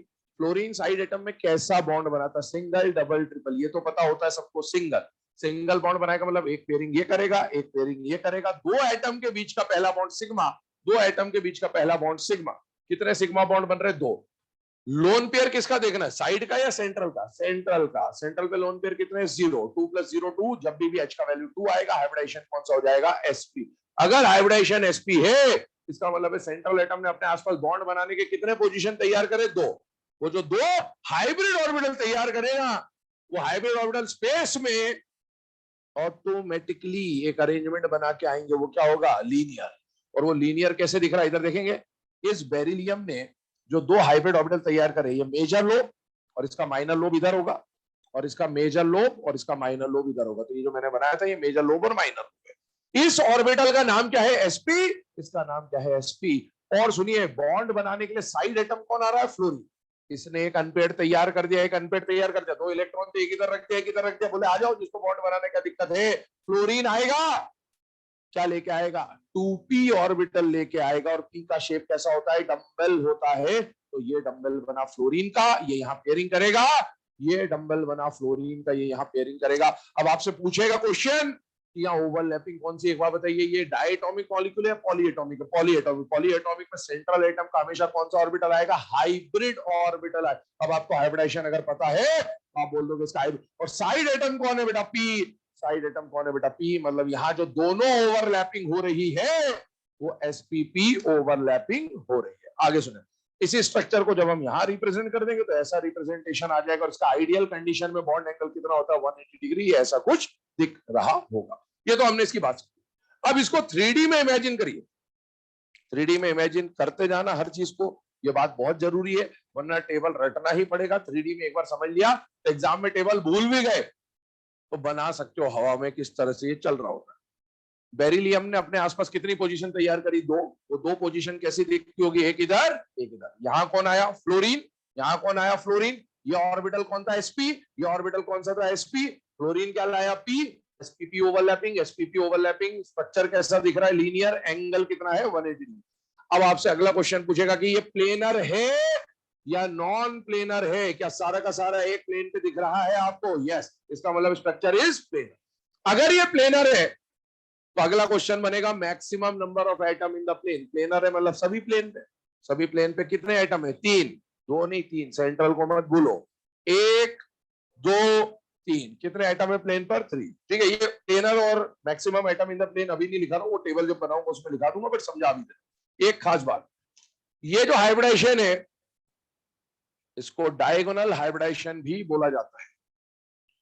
और यकीन मानिए अगर आपने ये अभी तक नहीं सुना है तो आपका कट चुका है। क्यों? क्योंकि ये एनसीईआरटी में साफ शब्दों में लिखा हुआ है। आप जाए एनसीईआरटी उठाएं और एसपी हाइब्रिडेशन की डेफिनेशन पढ़ें, मिल जाएगा। डायगोनल हाइब्रिडेशन लिखा है साफ शब्दों में, एग्जाम में आंसर के आने के बाद ही पता चलेगा नहीं को। ठीक है, चलिए आगे बढ़ते हैं सेकेंड टाइप के हाइब्रिडेशन पे। तो सेकेंड टाइप का जो हाइब्रिडेशन आता है वो आता है sp2 हाइब्रिडेशन। अच्छा, इसको डायगोनल हाइब्रिडेशन क्यों बोला गया? उसका कारण क्या है? एंगल। मान लो आप स्क्वायर बना रहे हो, बचपन में पढ़ा है, ये डायगोनल ऐसे खींचते हैं, कितना एंगल होता है डायगोनल का? 180। डायगोनल का मतलब जो दो ऑपोजिट चीजों को, ऑपोजिट वर्टेक्स को आपस में ज्वाइन करे उसको डायगोनल बोलते हैं। तो आपको ये पता होना चाहिए कि एंगल डायगोनल का कितना होता है? 180, इसलिए इसको डायगोनल हाइब्रिडेशन बोलते हैं। आइए इधर अगले वाले केस पे आते हैं, sp2 हाइब्रिडेशन पे। अच्छा, इस पे half b plus M minus C plus A भी लगा देता हूं। मैंने ये वाला फॉर्मूला तो बता दिया। Half b plus M minus C plus A की बात कर लेते हैं। h is equal to half b plus M minus C plus A. Charge नहीं है इसलिए अभी मैं सी और ए हटा दे रहा हूं। बेटा बेरिलियम के वैलेंस शेल में कितने इलेक्ट्रॉन है? 2।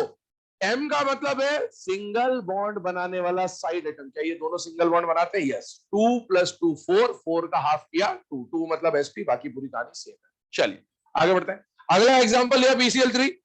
इसको पहले half b plus M minus C plus A से सॉल्व करेंगे। बेटा इसके वैलेंस शेल में कितने इलेक्ट्रॉन है? 3। क्या क्लोरीन साइड एटम में सिंगल बॉन्ड बनाता है? नहीं बनाता? बनाता है। कितने क्लोरीन है? 3। 3 + 3 6, 6 का हाफ किया 3। 3 का मतलब हाइब्रिडेशन कौन सा होगा? sp2। अब सुनना, सेंट्रल एटम ने जो 3 पोजीशन तैयार करी, इन 3 पोजीशन को ऑक्यूपाई करने के लिए कितने साइड एटम है? 3। तीनों साइड एटम आ गए, मतलब एक यहां आएगा, एक यहां आएगा, एक यहां आएगा, मतलब लोन पेयर के लिए कोई जगह नहीं बचेगी, इसलिए लोन पेयर हो जाएंगे 0 और सिग्मा बॉन्ड या साइड एटम कितने आ जाएंगे? 3 आ जाएंगे। ये जो 3 पोजीशन स्पेस में अरेंज होके आती है उस अरेंजमेंट को क्या बोलते हैं बेटा? Trigonal planar. ऐसा कुछ दिख रहा होगा। मैक्सिमम एंगल जो बन सकता है वो 120 डिग्री का बन सकता है। तो ये इसकी कंडीशन है। अब आप देखो, बोरॉन ने अपने आसपास 3 हाइब्रिड ऑर्बिटल तैयार करे। यहां पर सिर्फ मैंने मेजर लोब आपको दिखा रखे, माइनर लोब नहीं दिखा रखे। इस ऑर्बिटल का नाम क्या है बेटा? sp2 sp2 sp2। बॉन्ड बनाने कौन आ रहा है? क्लोरीन। क्लोरीन क्या लेके आएगा? s ऑर्बिटल या p orbital? p orbital. Chlorine अपना p ऑर्बिटल लाया, ओवरलैप करेगा। क्लोरीन p ऑर्बिटल लाया, ओवरलैप करेगा। क्लोरीन p ऑर्बिटल लाया, ओवरलैप करेगा। एक इलेक्ट्रॉन बोरॉन का, एक इलेक्ट्रॉन क्लोरीन का। यहां पर जो ओवरलैपिंग हो रही है it will be called sp2p overlapping, sp2p overlapping, sp2p overlapping. और इसके स्ट्रक्चर को अगर 3D में देखा जाए बेटा तो स्ट्रक्चर समझ लीजिएगा ध्यान से। हर स्ट्रक्चर का 3D अरेंजमेंट या नाम का सिग्निफिकेंस है वो बताते चल रहा हूं। ये स्ट्रक्चर ऐसा कुछ दिख रहा है। यहां पर सेंट्रल एटम है और सेंट्रल एटम ने अपने आसपास कितनी पोजीशन तैयार करी? 3। एक क्लोरीन यहां, एक क्लोरीन यहां, एक क्लोरीन यहां। ये sp2 है, ये sp2 है, ये sp2 है। सपोज BH3 बना रहे होते हैं तो यहां कौन आता? हाइड्रोजन। यहां कौन आता? हाइड्रोजन। यहां कौन आता? हाइड्रोजन। ये कौन था? sp2। ये कौन था? sp2। ये कौन था? sp2। ये कौन आया? s। s और s। ओवरलैपिंग चेंज हो सकती है, तो डिपेंड करेगा कंडीशन पे। दूसरी बात, इस ज्योमेट्री को ट्राइगोनल प्लेनर बोला जा रहा है, समझना। इस वर्टेक्स को, पेन के ढक्कन को ज्वाइन करिए आपस में, क्या एक ट्राइंगल बनता हुआ दिख रहा है, और ये ट्राइंगल पूरा का पूरा एक प्लेन पे है, इसीलिए इसको क्या नाम दिया गया बेटा, ट्राइगोनल प्लेन। दूसरी बात, अगर ये स्ट्रक्चर बताइए ये प्लेनर है या नॉन प्लेनर है, प्लेनर। अगर प्लेनर है तो maximum number of atom in the plane 4, 1 2 3 4, ये आइडियल कंडीशन है। कितने का एंगल है, 120, तो 120 के कितने एंगल है, 1 2 3, तीनों एंगल बराबर है, तीनों 120 120 इक्विलेटरल ट्राइंगल है, 120 के तीनों एंगल। आगे बढ़ जाते हैं अगले वाले केस पे। अगले वाले केस में जो मॉलिक्यूल आपके सामने आ रहा है वो आ रहा बेटा CH4, और ये मैंने अभी आपको नीड ऑफ हाइब्रिडाइजेशन जब बताया था कि क्यों वीवीटी काम नहीं कर सकता था और क्यों हाइब्रिडाइजेशन करा था, उस टाइम पे डिटेल में बता दिया था। बेटा कार्बन के वैलेंस शेल में कितने इलेक्ट्रॉन है, 4। हाइड्रोजन कैसा बॉन्ड बनाता है, सिंगल सिंगल सिंगल सिंगल, दो एटम के बीच का पहला बॉन्ड सिग्मा, पहला बॉन्ड सिग्मा, पहला बॉन्ड सिग्मा, पहला बॉन्ड सिग्मा, सिग्मा बॉन्ड बने 4, लोन पेयर आ गए 0, 4 + 0 किया 4, 4 का मतलब है sp3, sp3 का मतलब है 4 ऑर्बिटल जो अरेंज होके आएंगे वो टेट्राहेड्रल फॉर्म में अरेंज होके आएंगे, इस तरह की कुछ कंडीशन। अब इसको समझाता हूँ 3D में। एक बात सुनिएगा, इसी को half v + m - c + a से सॉल्व करें तो बताइए कार्बन के वैलेंस शेल में कितने इलेक्ट्रॉन है, 4। क्या ये मोनोवैलेंट है या नहीं है, 4 + 4 8, 8 का हाफ किया 4, 4 जगह तैयार हुई, साइड आइटम कितने, 4, मतलब चारों साइड आइटम आ जाएंगे, लोन पेयर के लिए जगह नहीं बचेगी, लोन पेयर 0। अब इस स्ट्रक्चर को 3D में समझने की कोशिश करते हैं, ध्यान से देखना। वैसे तो आपने ऑर्गेनिक केमिस्ट्री में ball and stick model methane का देख ही लिया होगा, तो वो आपको पता ही है, उससे थोड़ा सा इसको रिलेट कर लेंगे। ऐसा कुछ स्ट्रक्चर ये बनेगा, बोर्ड पे ये 2D है, बोर्ड पे जब ये 2D दिख रहा है तो आपसे पूछा वन सारे एंगल बराबर है 109.5 के, कितने एंगल है, 1 2 3 4, दिखते 4 है 6, दिखते 4 है 6, ये समझना आपने को। अब देखो सारे एंगल बराबर है, इसको मतलब 3D में अगर मैं इमेजिन करवाऊं आपको तो ये ऐसा है, इसको ऐसे कर दो तो भी वही है, ऐसे कर दो तो भी वही है, ऐसे कर दो तो भी वही है, मतलब सारे एंगल बराबर होते हैं इसकी आइडियल कंडीशन।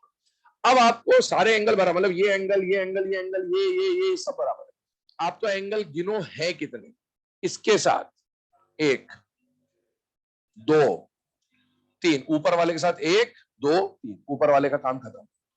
अब नीचे वाले के 2 2 के पेयर बनाओ, 4 5 6, फिर से देख लें, 1 1 2 3 4 5 6, तो टोटल एंगल है 6 और सारे एंगल बराबर है, तो सारे एंगल कितने के बेटा, 109.5 डिग्री।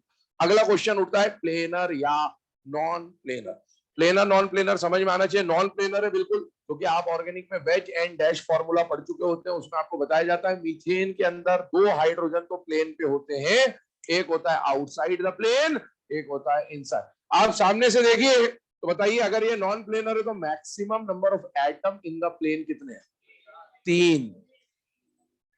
सिर्फ प्लेनर नॉन प्लेनर से काम नहीं चलेगा, मैक्सिमम एटम कितने वो भी देखना आप, 3 है। सामने से देखो बिल्कुल, एक हाइड्रोजन, यहां बीच में कौन है, कार्बन, यहां कौन है हाइड्रोजन, यहां कौन है हाइड्रोजन, यहां कौन है हाइड्रोजन, यहां कौन है हाइड्रोजन, सामने देखो, एक हाइड्रोजन 2 हाइड्रोजन और तीसरा कार्बन, ये एक प्लेन पे, ये hydrogen out of the plane, ये हाइड्रोजन इनसाइड द प्लेन, बचा हुआ सारा का सारा किस पे आएगा, प्लेन पे, हाइड्रोजन हाइड्रोजन कार्बन। तो इसमें मैक्सिमम एटम प्लेन पे कितने आते हैं, 3 आते हैं, इसको नोट करें, आगे बढ़ते हैं अगले केस की तरफ। अच्छा, इसमें जो टेट्राहेड्रल बोला गया, एक और बात समझना, इसकी ज्योमेट्री के बारे में बात नहीं करी मैंने, इसमें ज्योमेट्री का नाम क्या दिया गया बेटा, टेट्राहेड्रल। हर ज्योमेट्री के नाम का सिग्निफिकेंस होता है, जैसे यहाँ ट्राइगोनल प्लेनर अभी आपको समझाया कैसे बोला, इसका नाम समझना, टेट्रा मतलब 4 और हेड्रल का मतलब होता है फेसेस। क्या मतलब होता है, फेसेस, चेहरे की बात नहीं कर रहे, साइड्स की बात कर रहे हैं। अब आप देखो इस ज्योमेट्री को देखिएगा, टेट्राहेड्रल क्यों बोला गया, इस पेन के टिप को, मार्कर के टिप को इस टिप और इस टिप से ज्वाइन करिए, ऐसे ये और ये ज्वाइन किया, ये ऐसा ज्वाइन किया, तो ये एक साइड ऐसा बनता हुआ दिखेगा, ऐसे इसको इससे और इसको इससे ज्वाइन करिए, दूसरा साइड ऐसा बनेगा, इसको दोनों पीछे वालों से ज्वाइन करें, तीसरा साइड ऐसा बनेगा, और नीचे के तीनों को ऐड करेंगे तो 4 साइड्स बन रहे, 1 2 3 4, 4 साइड में ये पूरा डायग्राम जो है वो कवर हो जाता है, इसीलिए इसको क्या बोलते हैं बेटा, टेट्राहेड्रल। आगे एक ज्योमेट्री आएगी ऑक्टाहेड्रल, तो वहां समझिएगा क्या बन रहा होगा, 8 फेसेस बन रहे होंगे, इसीलिए उसको क्या बोला जाएगा, ऑक्टाहेड्रल। नोट करें इसे। है ना। ये डायगोनल हाइब्रिडेशन लिख लेना पहले तो, डायगोनल हाइब्रिडेशन इंपॉर्टेंट है, एनसीईआरटी में गिवन है, कभी आ जाए डायरेक्टली तो पता होना चाहिए कि इसी को डायगोनल हाइब्रिडेशन बोला जाता है। लिख ही लो अब इसको, छोड़ो, 6-5 पे खत्म होता ना। इसके आगे के जो केसेस है सिंपल वाले, जैसे sp3d मतलब विदाउट लोन पेयर वाले केसेस जो है, sp3d, sp3d2, sp3d3 वो कल डिस्कस करेंगे, और फिर उसके आगे जो लोन पेयर आने से क्या इफेक्ट आएगा वो भी कल डिस्कस